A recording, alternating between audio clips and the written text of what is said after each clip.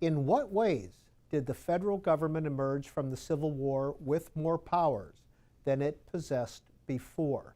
And that sounds to me like it would make a great essay question as well.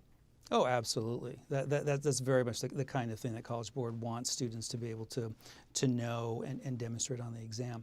And so, great question, Teddy.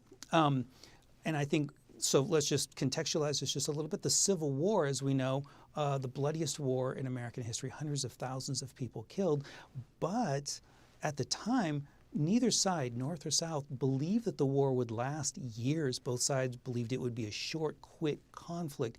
And so we do see the growth of government power, but it's not a pre-planned growth of government power. It's a growth that happens kind of organically in response to the changing situations within the war. Probably the most obvious item that students might think of would be the Emancipation Proclamation and Lincoln using his authority as a wartime commander to free all of the slaves in the borders, all the slaves in the Confederacy, not the border states, unfortunately. That'll have to wait until the 13th Amendment.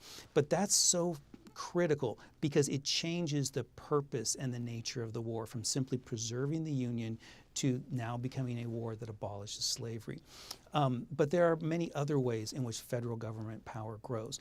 The war is expensive and costly, so we see the very first income tax passed in 1961 as part of the Revenue Act to generate revenue. Now, it was only 3% back then, so it's tiny by our standards today, but a first. We also see an expansion of executive power. Lincoln will suspend the writ of habeas corpus, which means that thousands of pro-Southern sympathizers will be arrested and detained without trial. There's an increased use of military courts and so-called supervised voting.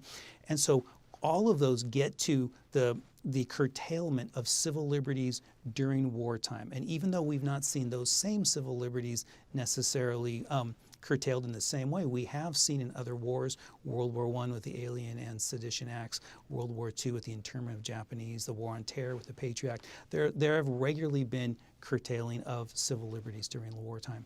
We also see an expansion of federal government power as the South and Democrats are no longer part of Congress, and so Republicans are able to implement a really nationalist agenda with the Homestead Act, which greatly encourages continued westward settlement with federally funded infrastructure, including beginning the Transcontinental Railroad, with national banks, and all of that kind of stuff. So, and much bigger spending. The government is spending about 10 times as much during the war as it was before the war. There's also the issuing of paper currency that banks are forced to accept, the greenback.